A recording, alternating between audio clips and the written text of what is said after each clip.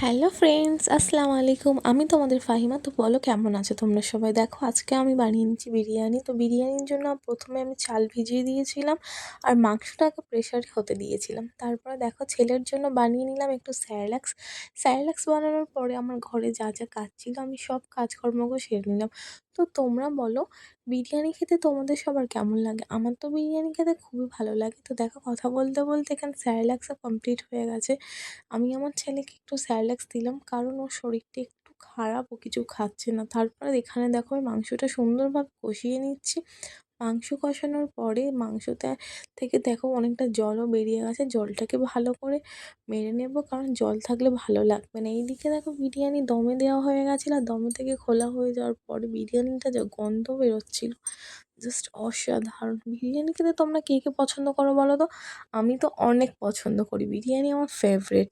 তারপরে দেখো সবাই এখানে বিরিয়ানি তোমরা খেতে কে কে বসেও বিরিয়ানি খেতে পড়েছে। চাও বলো তো? তাহলে চলে এসো আমাদের বাড়িতে। তারপরে দেখো বিরিয়ানি খাওয়ার পর একটা ফলও খেয়ে নিলাম। টাটা।